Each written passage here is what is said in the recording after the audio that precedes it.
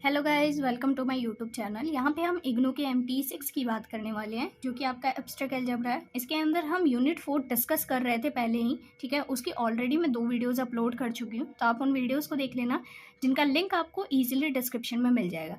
साथ ही साथ इस यूट्यूब चैनल के ऊपर मैंने MT8, MT13 और MT9 की वीडियोस भी अपलोड कर रखी है। अगर आपको नीड हो तो आप उसको भी इनके अंदर देख सकते हैं, लिंक उनका भी आपको डिस्क्रिप्शन में ही मिल जाएगा।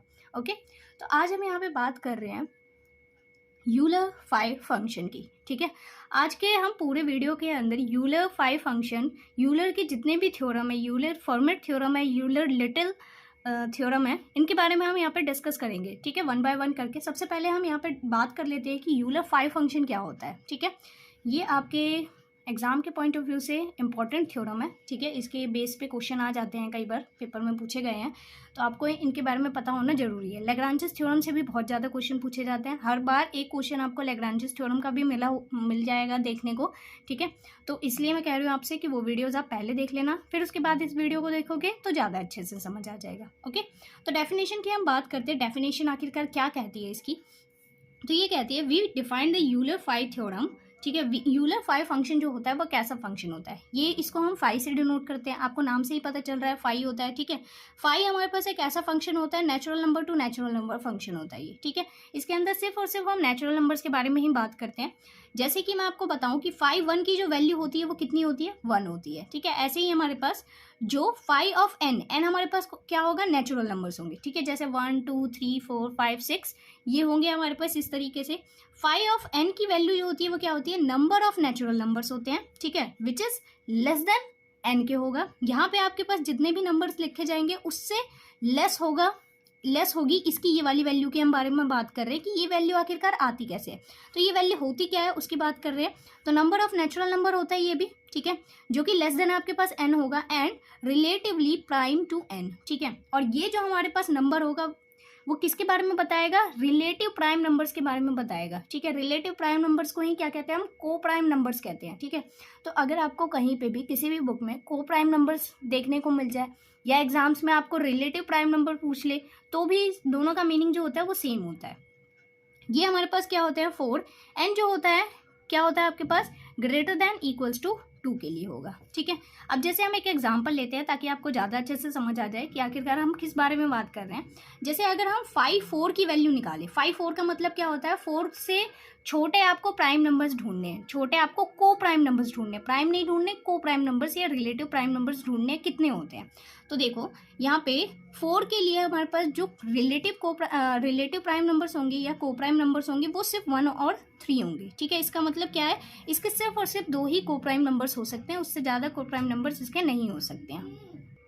ओके, तो अब आगे देखो रिलेटिव प्राइम नंबर्स आखिरकार होते क्या है। ऐसे प्राइम नंबर्स होते हैं जिनके HCF की वैल्यू आपके पास किसके इक्वल आनी चाहिए, 1 के इक्वल आनी चाहिए, जिसका मतलब ये है इनके बीच में 1 के अलावा कोई भी कॉमन फैक्टर नहीं निकलना चाहिए। तो उन नंबर्स को हम रिलेटिव को प्राइम नंबर्स कहते हैं, या फिर रिलेटिव प्राइम नंबर्स कहते हैं या को प्राइम नंबर्स कहते हैं। जैसे कि अगर हम 4 की बात करें तो 4 के हमने देखे कि रिलेटिव प्राइम नंबर्स कौन कौन से थे, 1 और 3 थे, क्योंकि 2 अगर आप यहाँ पे रखते हो 4 से हमें हमेशा क्या लेना होता है, छोटा ही लेना होता है। मैंने यहाँ पे बताया ना कि ये जो नंबर होता है, जो नेचुरल नंबर्स हम यहाँ पे लिखते हैं, ये हमेशा इस नंबर से छोटे ही लिए जाते हैं, बड़े नहीं लिए जाते हैं। जो इसके अंदर लिखा जाएगा, इसके अंदर देखो क्या लिखा हुआ है, 4 लिखा हुआ है ना, इसका मतलब हमें 4 से छोटे नंबर्स देखने हैं। छोटे नंबर्स देखो कौन कौन से होते हैं, तो 1 होगा, 2 होगा, 3 होगा, है ना। 4 तो हम ले नहीं सकते क्योंकि उससे छोटे लेने हैं हमें, ठीक है। तो अब इनमें देखो 1 जो होता है, 1 और 4 का अगर आप निकालोगे फैक्टर, तो उस कंडीशन पे इन दोनों के बीच में क्या कॉमन आता है आपका, तो 1 ही आता है, ठीक है।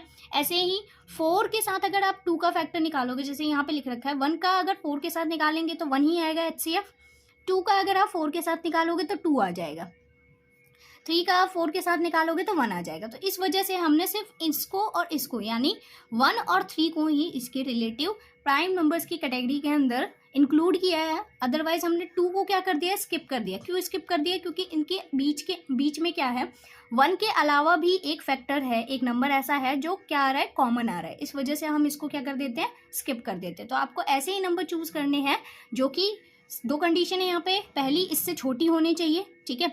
दूसरा हमारे पास क्या होता है कि उनका और इसके बीच में सिर्फ और सिर्फ 1 ही कॉमन निकलना चाहिए, HCF के तौर पे सिर्फ और सिर्फ 1 आना चाहिए। दूसरा कोई भी नंबर इंक्लूड नहीं होना चाहिए उसके अंदर, ठीक है। आई होप आपको इतना समझ आ गया होगा कि हम 5 फंक्शन जो होता है किसी भी चीज़ का वो कैसे फाइंड करते हैं। अब यहाँ पे आपके पास 5 फंक्शन 7 का निकालने को कह दे, 6 का निकालने को कह दे, वो आप इजीली कैलकुलेट कर सकते हो। जैसे देखो यहाँ पे एग्जाम्पल के तौर पे हम 6 की बात करते हैं। 5 ऑफ 6 की वैल्यू हम कैसे निकालेंगे, तो 5 ऑफ 6 क्या होगा आपके पास, इससे छोटे नंबर्स लिख लो।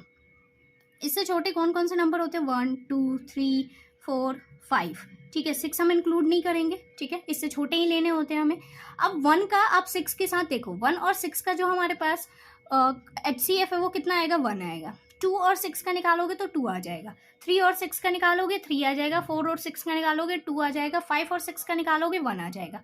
तो जिनका 1 आ रहा है सिर्फ हम उन्हीं को अपने सेट के अंदर इंक्लूड करते हैं, को प्राइम्स या रिलेटिव प्राइम्स के नंबर्स के लिए, ठीक है। बाकियों को हम क्या कर देते हैं, वहाँ से रिमूव कर देते हैं। तो ये रिमूव हो गया, ये रिमूव हो गया, ये रिमूव हो गया। यहाँ पे 6 के लिए जो हमारे पास रिलेटिव प्राइम नंबर्स होंगे वो सिर्फ और सिर्फ 2 ही आएंगे। वो कौन होगा, 1 और 5 होगा। इज दैट क्लियर, कैसे निकाल रहे हैं हम, आपको समझ आ रहा है किस तरीके से हम कर रहे हैं, ठीक है। अब नेक्स्ट की अगर हम बात कर लेते हैं इसकी, यहाँ पे देखो 5 है, ठीक है। तो 1 2 3 4, ठीक है, 1 2 3 4 लिया हमने। क्यों लिया हमने इसके अंदर, क्योंकि आप 5 लोगे तो फिर हमने पढ़ा है ना कि छोटे ही होने चाहिए, उसके इक्वल नहीं हो सकता और उससे बड़ा नहीं हो सकता। तो यहाँ पे देखो 4 नंबर्स लिए हैं और चारों के बीच का अगर आप HCF निकालोगे तो वो सिर्फ और सिर्फ 1 आएगा, इसके अलावा और कुछ भी नहीं आएगा। तो इसकी वजह से इसके कितने रिलेटिव प्राइम नंबर्स होंगे, इसके 4 रिलेटिव प्राइम नंबर्स होंगे। ऐसे ही अगर आप 7 की वैल्यू निकालते हो तो इसके 6 क्या होंगे हमारे पास, प्राइम नंबर्स होंगे। ऐसे ही अगर आप P का निकालते हो तो इसके कितने हो जाएंगे, 1 2 3, इनके बीच में तो वैसे भी कुछ कॉमन नहीं आना, ठीक है। हम यहाँ P नहीं लिखेंगे, इस वजह से P-1 तक इसके जो रिलेटिव प्राइम नंबर्स होंगे, ठीक है। समझ आ गया इतना। अब चलो मैं आपको इसका एक बेसिक फॉर्मूला बता देती हूँ ताकि आपको ज़्यादा अच्छे से समझ आ जाए।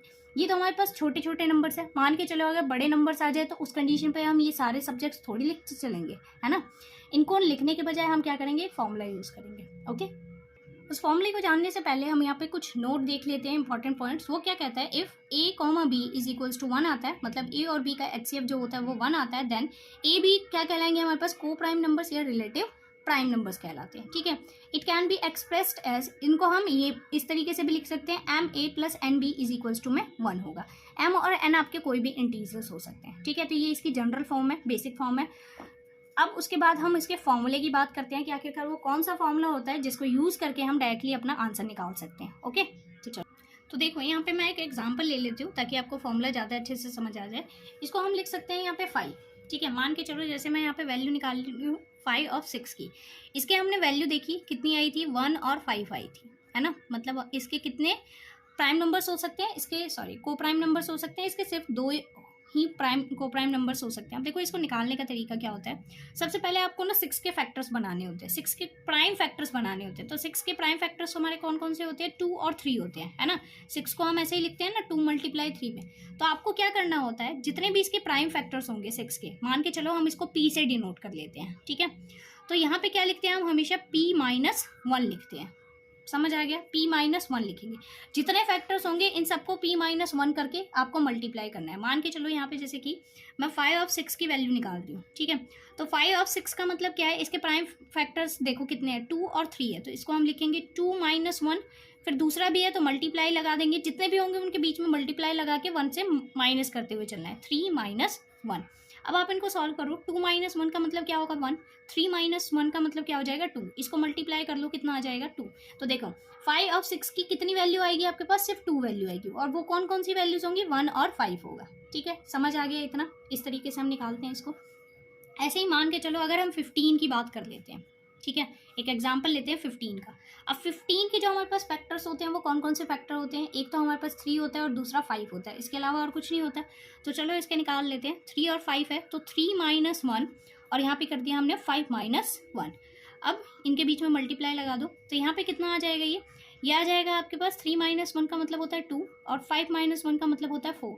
दैट मीन्स इसकी वैल्यू किसके इक्वल आ जाएगी आपके पास, 5 के इक्वल आ जाएगी। आई होप आपको इतना क्लियर हो रहा होगा, ठीक है। अब 8 आ गई है, चलो अब हम इसको निकाल के भी देख लेते हैं क्या ये सही है या गलत है। तो 5 से 15 के को प्राइम नंबर्स ढूंढो कौन कौन से होते हैं, एक तो 1 होगा, 2 भी होगा, 3 नहीं होगा, ठीक है, क्योंकि 3 के साथ तो 5 का फिर 15 आ जाएगा ना, इसका कुछ ना कुछ HCF, तो 4 हो जाएगा। 5 भी नहीं ले सकते हम, 6 होगा, 6 भी नहीं होगा क्योंकि 15 और 6 के बीच में 3 कॉमन आ जाएगा, तो 6 को भी हटा दो, फिर 7 हो जाएगा, 8 हो जाएगा, 9 भी नहीं ले सकते हम, 10 ले लेंगे यहाँ पे, 10 भी नहीं ले सकते क्योंकि 5 जो होता है 10 और 15 के बीच में कॉमन हो जाता है, तो 10 भी नहीं ले सकते आप, 11 ले लो, फिर उसके बाद 12 भी नहीं लेंगे क्योंकि 3 कॉमन हो जाएगा उनके बीच में, अगला आएगा 13, 14 भी नहीं लेंगे हम, 14 ले सकते हो वैसे तो, ठीक है, कुछ कॉमन तो है नहीं उसके बीच में, बस इतना ही ले सकते हैं हम, इसके अलावा नहीं ले सकते। क्यों नहीं ले सकते? क्योंकि 15 अगला फिर कॉमन आ जाएगा हमें, लेकिन उससे छोटे ढूंढने होते हैं। अब देखो कितने आए, 1 2 3 4 5 6 7 8 नंबर्स आए हैं, और इनकी वैल्यू हमने कितने निकाली है, 8 निकाली है कैलकुलेट करके। समझ आ गया? इस तरीके से इनकी वैल्यूज़ को फाइंड आउट किया जाता है। अब नेक्स्ट हम क्या करते हैं, अपनी नेक्स्ट वाली थ्योरम को पढ़ते हैं और उसकी हेल्प से समझने की कोशिश करते हैं कि आखिरकार वो क्या होता है। चलो इसको करने से पहले हम एक क्वेश्चन कर लेते हैं ताकि आपको एक और फॉर्मूला में बता सकूँ इसका। अब यहाँ ध्यान से देखना, हमें क्वेश्चन कहता है find the value of phi of M, जहाँ पे एम की आपको वैल्यू दे रखी है 63। अब इस क्वेश्चन को करवाने का देखना मेरा मोटिव क्या था। अब हम इसको सबसे पहले लिखेंगे फाई ऑफ एम, ठीक है, सॉरी, या फिर इसको लिख सकते हैं हम डायरेक्टली फाई ऑफ 63, क्योंकि एम की वैल्यू हमें यही दे रखी है, डाल दिया हमने इसको। इज इक्वल्स टू में मैंने आपको कहा था इसके फैक्टर्स बनाओ। जब आप इसके फैक्टर्स बनाओगे तो ये आपके फैक्टर्स जो हैं वो कैसे लिखे जाएंगे, सबसे पहले हम इसको लिख लेते हैं 3 की स्क्वायर मल्टीप्लाई बाय 7 लिखा जाएगा। 9 7 जा 63 होता है क्योंकि, ठीक है। तो इसकी वैल्यू निकालने के लिए सबसे पहले इसको सेपरेट कर दो, तो 5 ऑफ 3 की स्क्वायर मल्टीप्लाई में 5 ऑफ 7, ठीक है। अब इसको क्या करोगे आप, इसको करने का एक फॉर्मूला होता है, इसको हम इस तरीके से लिखेंगे 3 की स्क्वायर माइनस 3 की पावर 1, ठीक है, मल्टीप्लाई में इसको हम किस तरीके से लिखेंगे, तो ये होता है हमारे पास 7 की पावर 1 लिख लो, माइनस में 7 की पावर 0 लिख देते हैं, ठीक है। अब यहाँ पे 3 की स्क्वायर का मतलब होता है 9 माइनस 3 एक ब्रैकेट में मल्टीप्लाई में 7 माइनस 1, इसका मतलब क्या हो जाएगा आपके पास 6। समझ आ गया? 7 की पावर 1 का मतलब 7 और 7 की पावर 0 का मतलब 1, तो 7 माइनस 1 कितना हो जाएगा आपके पास 6 हो जाएगा। यहाँ पे देखो इसको लिखेंगे हम 6 आ जाएगा, मल्टीप्लाई में इसकी वैल्यू भी 6 है, 6 से कितना होता है 36 होता है। तो आपके पास 5 ऑफ 63 इज इक्वल्स टू में कितना आ गया 36। इसका मतलब इसके कितने को प्राइम फैक्टर्स होंगे हमारे पास, इसके कितने को प्राइम नंबर्स होंगे, वो होंगे 36 नंबर्स, ठीक है। तो ये देखो मैंने आपको बताया कैसे, ये इसके अंदर मैंने एक फॉर्मूला अप्लाई किया है। जब भी हमारे पास कभी ऐसा हो जाता है कि ये जो फैक्टर्स होते हैं वो कैसे आ जाते हैं, किसी की पावर्स में टूट जाते हैं। जब भी किसी की पावर्स में टूटेंगे तो उस कंडीशन पे हम क्या करते हैं, इसको उस कंडीशन पे हम इसको लिखते हैं, मान के चलो कि ये हमारे पास पी स्क्वायर मल्टीप्लाई क्यू में टूटा था, है ना, इस तरीके से लिख दिया मैंने, पी स्क्वायर मल्टीप्लाई क्यू में टूटा था, और दोनों के दोनों हमारे पास क्या है, ये प्राइम नंबर्स है। तो उस कंडीशन पे हम इसको कैसे लिखते हैं, इसको लिखा जाता है फाई ऑफ पी स्क्वायर में टूटा है ना, तो पी 2 माइनस 1, जितनी इसकी पावर होगी उसमें से एक माइनस, और फिर यहाँ माइनस लगाओ, और p की पावर यहाँ पे इतना हो जाएगा, सॉरी यहाँ पे तो p स्क्वायर ही लिखा जाता है और यहाँ पे लिखा जाता है 2 माइनस 1, ठीक है। मतलब यहाँ पे p की पावर n माइनस p की पावर n माइनस 1 लिखा जाता है, इस फॉर्मूले से लिखा जाएगा। फिर मल्टीप्लाई में यहाँ पे q के साथ भी ऐसे ही किया जाएगा, q की पावर 1 थी तो q की पावर 1 माइनस में इसके साथ भी ऐसा ही, तो 1 माइनस 1 हो जाएगा, ठीक है। ये इस तरीके से यहाँ फॉर्मूला लिखा जाता है इसका। समझ आ गया आपको? अब यहाँ पे चाहे इसकी कितनी भी पावर हो, कितने भी नंबर्स हो, मान के चलो ये एक और नंबर ले लेते हैं आर में टूट गया होगा, आर की पावर 3 में टूट गया होगा, तो उस कंडीशन पे भी हम इसको क्या कर लेंगे, एक्सपेंड कर लेंगे इसी तरीके से। तो ये इसका बेसिक फॉर्मूला होता है।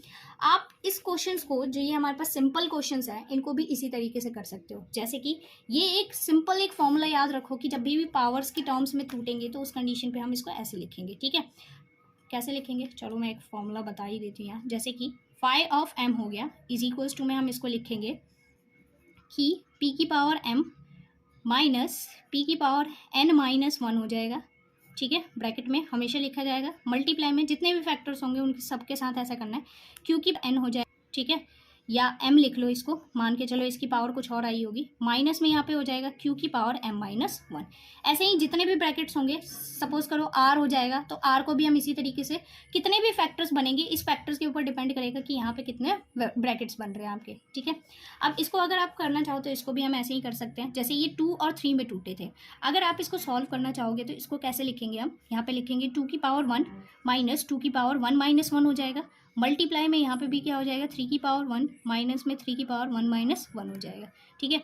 तो इसमें क्या आ जाएगा 2 माइनस 0 हो जाएगा, और यहाँ पे मल्टीप्लाई में 3 माइनस 0 हो जाएगा। तो यहाँ पे ये कितना बच गया, 2 मल्टीप्लाई में 3, दैट मीन्स सॉरी ये गलत हो गया, 2 की पावर 1 हो गया यहाँ पे, ठीक है। 2 की पावर 1 मतलब ये 1 हो जाएगा, ठीक है। ये गलत रख दिया मैंने यहाँ, ये किसी की पावर 0 के वैल्यू क्या होती है, 1 होती है। तो यहाँ पे कितना बचेगा आपके पास, यहाँ पे 1 बचेगा और यहाँ पे 2 बचेगा।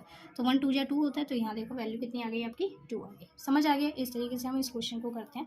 अब एक लास्ट क्वेश्चन करवाती हूँ मैं इस टॉपिक से रिलेटेड आपको, फिर हम नेक्स्ट थ्योरम की ओर बढ़ेंगे। ओके, जैसे यहाँ पे क्वेश्चन दे रखा है, find the value of phi of M if M is equals to में 600। इसने दे रखा है आपको फाई ऑफ एम की वैल्यू फाइंड करनी है, जहाँ पे एम की वैल्यू कितनी दे रखी है, 600 दे रखी है। तो चलो इसको निकाल लेते हैं। फाई ऑफ 600 हमें फाइंड करना है, इज इक्वल्स टू में यहाँ पे क्या हो जाएगा, फाई ऑफ, अगर आप इसके फैक्टर्स बनाओगे तो ये आएंगे कुछ इस तरीके से, 2 की पावर 3 मल्टीप्लाई 3 की पावर 1 हो जाएगा और 5 की पावर 2 हो जाएगा, ठीक है। यहाँ देखो 3 फैक्टर्स बन गए हैं। अब इनको हम क्या कर लेंगे, सेपरेट कर देंगे। जैसे यहाँ पे इसको सेपरेट करोगे ये आ जाएगा 5, 2 की पावर क्यूब हो जाएगा, ठीक है। मल्टीप्लाई लगाएंगे 5, 3 की पावर यहाँ 1 था तो उसको लिख देंगे, मल्टीप्लाई में यहाँ पे 5 आ जाएगा और फिर इसकी स्क्वायर हो जाएगा, ठीक है। अब हम इनको उसी फॉर्मूले से कैलकुलेट करेंगे। फॉर्मूला क्या था हमारे पास, 2 की पावर n तो मतलब 3 माइनस, अब दूसरे में लिखने पे इसकी एक पावर में से माइनस करना होता है, तो ये आ गया फिर यहाँ पे क्या हो जाएगा, इस तरीके से इसको भी लिखो, यहाँ ब्रैकेट लगाओ, मल्टीप्लाई में 3 की पावर 1 लिखेंगे माइनस 3 की पावर 0। जब भी इसके साथ लिखोगे एक पावर कम करके लिखनी है आपको, ठीक है। मल्टीप्लाई में यहाँ पे 5 की पावर 2 हो जाएगा और यहाँ पे क्या आ जाएगा, माइनस 5 की पावर 1 हो जाएगा, ठीक है। अब इसको कैलकुलेट करो तो यहाँ हो जाएगा 8 माइनस 4, मल्टीप्लाई में इसको आप कैलकुलेट करोगे तो 3 माइनस 1 हो जाएगा, मल्टीप्लाई में ये आपका कितना हो जाएगा, 5 की स्क्वायर होती है 25 माइनस में 5 हो जाएगा, ठीक है। तो यहाँ से इसकी वैल्यू आ जाएगी 4, मल्टीप्लाई यहाँ से इसकी वैल्यू 2 और यहाँ से इसकी वैल्यू आ जाएगी 20। जब आप इस पूरे को कैलकुलेट करोगे तो इसकी पूरी वैल्यू आ जाएगी आपकी 160।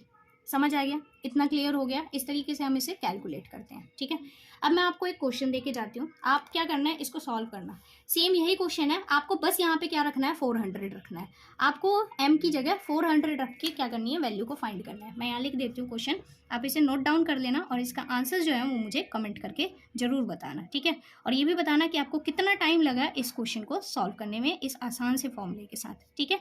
If m is equals to में 400, ठीक है। समझ आ गया आपको। इस तरीके से आप चाहो तो इनके नंबर्स बढ़ा के भी कर सकते हो, लेकिन मुझे जरूर बताना इनका आंसर आपको कितना आया और कितनी जल्दी आप इस क्वेश्चन को कर पाए थे, ओके।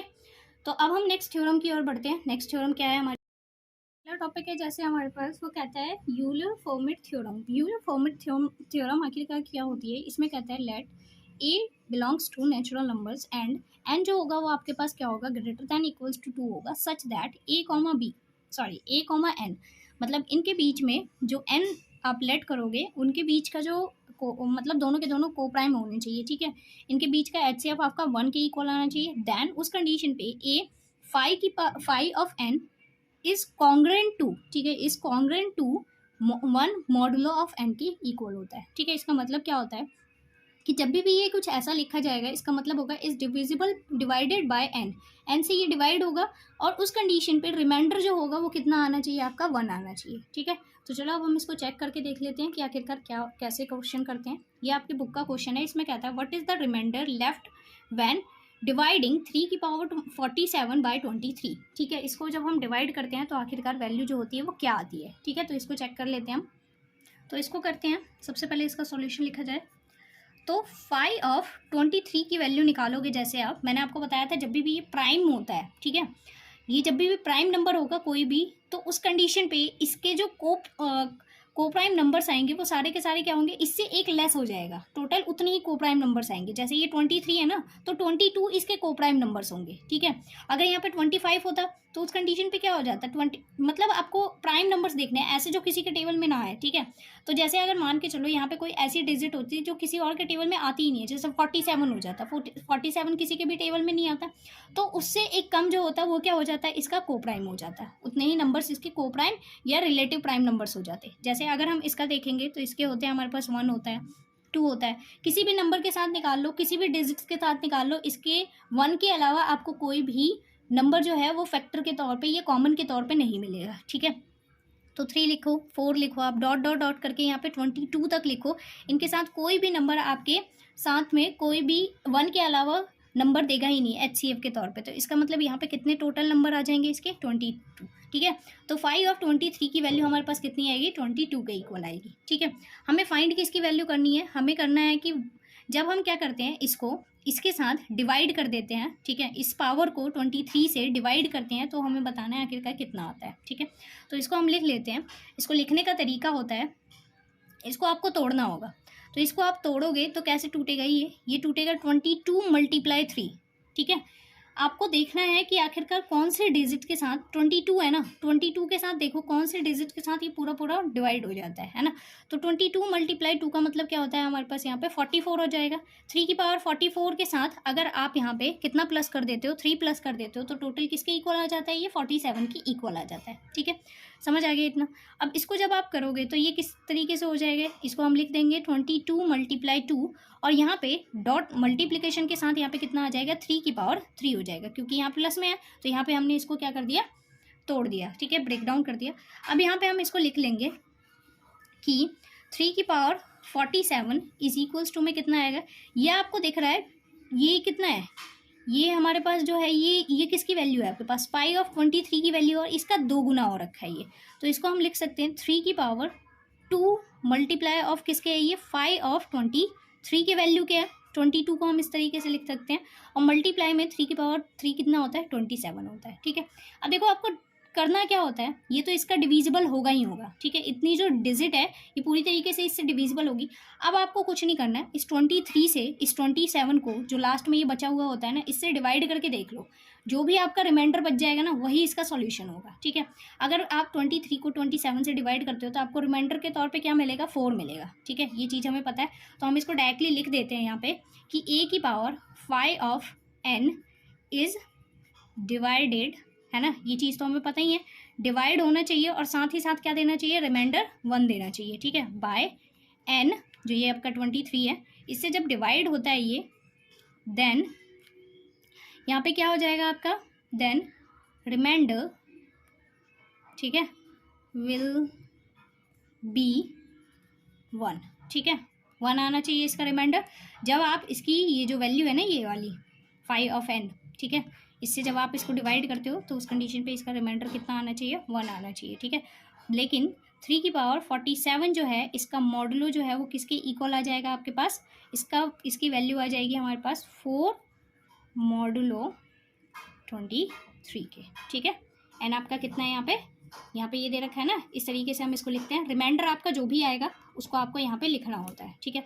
तो रिमाइंडर देखो हमारा कितना बचा है, रिमाइंडर हमारा 4 बचा हुआ है, ठीक है। इसको जब आप पूरी तरीके से इससे डिवाइड करते हो तो रिमाइंडर कितना आ जाता है आपका 4 आ जाता है, ठीक है। आई होप आपको ये वीडियो अच्छी लगी होगी। वीडियो अच्छी लगती है तो वीडियो को लाइक करके चैनल को सब्सक्राइब करना मत भूलना। आप लोगों ने चैनल सब्सक्राइब नहीं करते हो, ओके। अब एक लास्ट थ्योरम है हमारे पास, उसको पढ़ लेते हैं और फिर ये टॉपिक हम खत्म करेंगे, ठीक है। ये हमारा स्पेशल केस होता है यूलर्स थ्योरम का। स्पेशल केस कैसा होता है यूलर्स थ्योरम का, इसको हम कहते हैं फर्मेट-लिटिल थ्योरम भी कहते हैं। फर्मेट-लिटिल थ्योरम क्या होती है, इसमें कहता है if n is a prime number and x b is a positive integer not divisible by n, then इसमें कहता है कि अगर मान के चलो इफ़ हमारे पास n जो होता है वो कोई भी प्राइम नंबर होता है और x जो होता है वो क्या होता है, कोई भी पॉजिटिव इंटीजर हो जाता है आपका, ठीक है, जो कि नॉट डिविजिबल होना चाहिए आपका n से, ये इससे नॉट डिविजिबल होना चाहिए। तो उस कंडीशन पे अगर x की पावर n-1 है तो इसका मॉडुलो जो होता है वो किसके कॉन्ग्रुएंट हो जाता है, 1 मॉडुलो n के इक्वल हो जाता है, जहाँ पे n आपका प्राइम नंबर होता है, x जो होता है वो डिविजिबल नहीं होता है n से, ठीक है। x और n दोनों के दोनों आपके को प्राइम नंबर होने चाहिए, ये 3 मेन पॉइंट है। तो उस कंडीशन पे ये मॉडुलो जो होता है आपका सेटिस्फाइड हो जाता है, ठीक है। ऑल्सो हम इसको किस तरीके से लिख सकते हैं, जैसे कि x की पावर n-1 है तो इस कंडीशन पे जो इसका ये कॉन्ग्रुएंट होता है वो 1 मॉडुलो n के इक्वल हो जाता है। इसको आप यहाँ से अगर ब्रेक डाउन करोगे तो यहाँ से ये x जो है इसका डिवाइड में आएगा तो इक्वल के उधर ले जाएंगे तो यहाँ पे x आ जाएगा, x मॉडुलो ऑफ n। जैसे अभी हमने उसको किया था ना, ये वाला जो क्वेश्चन था, इस वाले क्वेश्चन में हमने क्या लिखा था, यहाँ पे कॉन्ग्रुएंट लगाया था और मॉडुलो ऑफ 4 लिखा था, ठीक है। ये इस तरीके से क्वेश्चन होता है उसका भी, ठीक है। और यहाँ पे कई बार केस आपकी बुक के अंदर ये ए की पावर p माइनस 1 लिखा हुआ दिख सकता है, ठीक है, जहाँ पे आपको पता है ए जो होता है वो हमारा क्या होता है, ए बेसिकली हमारे पास क्या होता है, एक्स की जगह रखा जाएगा। मतलब जैसे हमने एक्स कहा ना पॉजिटिव इंटीजर होता है, ऐसे ए भी क्या होता है हमारा पॉजिटिव इंटीजर होता है, और पी जो होता है वो कोई भी हमारे पास प्राइम नंबर्स हो सकता है, ठीक है। इसके अंदर ये इस तरीके से, तो जब भी हम ए की पावर पी की वैल्यू निकालेंगे तो वो किसके इक्वल हो जाएगी, ए मॉडुलो ऑफ पी के इक्वल हो जाएगी, ठीक है। अब जैसे यहाँ पे एक क्वेश्चन दे रखा है, इसमें कहता है verify Fermat's little theorem for A is equals to में 6 है और पी इज इक्वल्स टू में 7 दे रखा है। तो चलो अब इसको हम प्रूफ करके दिखाते हैं किस तरीके से करेंगे। तो देखो हम इसका सॉल्यूशन लिखते हैं। यहाँ पे सॉल्यूशन क्या हो जाएगा, जैसे आपने थ्योरम पढ़ रखी है, क्या कहती है, ए की power p minus 1 is equals to में कितना होता है 1 is equals to congruent to modulo of p के इक्वल होता है, ठीक है। ये चीज़ हमारी थ्योरम है। अब इसकी हेल्प से हम क्या करेंगे, इस क्वेश्चन को अपने सॉल्व करेंगे। ए की पावर p का मतलब क्या है, ए की वैल्यू आपको कितनी दे रखी है 6, p की वैल्यू कितनी है 7, तो ए की पावर 7 माइनस 1 हो गया, ठीक है। और इज इक्वल्स टू में अगर आप इसको निकालोगे तो इस पूरे की वैल्यू कितनी आएगी, ए की पावर 6 की पावर 6 हो जाएगी, जिस पूरे की वैल्यू होती है हमारे पास कितनी होती है 4 6 6 5 6, ये वैल्यू होती है, ठीक है इसकी। अब आप इसको यहाँ पे लिख दो इसकी जगह, तो यहाँ पे आ जाएगा 4 6 6 5 6 इस कॉन्ग्रेंट टू, ठीक है। जब आप इसको सॉल्व करोगे तो ये कितना आएगा 1 मॉडुलो ऑफ 7 के इक्वल आ जाएगा, ठीक है।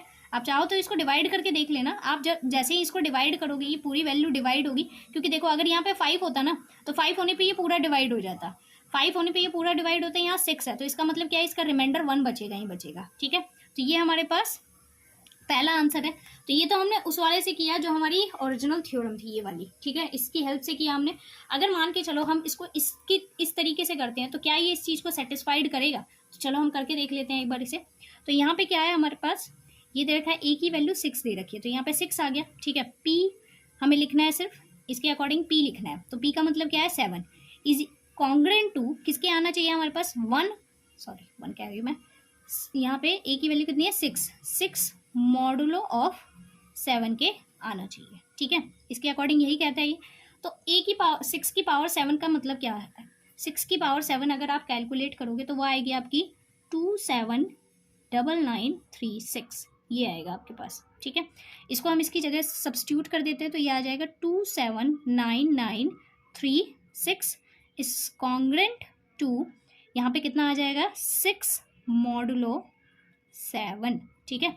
आप चाहो तो इसको डिवाइड करके देख लेना, पूरी वैल्यू ये आपको पूरी डिवाइड होने के बाद देखो, क्योंकि यहाँ पे ना 30 होता तो ये 7 से डिवाइड हो सकता था इजीली, लेकिन यहाँ पे 0 नहीं है तो इस वजह से यहाँ पे क्या हो जाएगा 6 हमारे पास क्या बच जाएगा, रिमाइंडर के तौर पे बच जाएगा, तो लिख देंगे हम इसे विच इज ट्रू, ठीक है। वीडियो अगर आपको अच्छी लगती है तो वीडियो को लाइक करके चैनल को सब्सक्राइब करना मत भूलना, ओके। और नोटिफिकेशन बेल प्रेस कर लेना, क्योंकि नेक्स्ट वीडियो के अंदर मैं नॉर्मल सब ग्रुप की वीडियोस जो है उसको अपलोड करने वाली हूँ। तो थैंक्स फॉर वॉचिंग।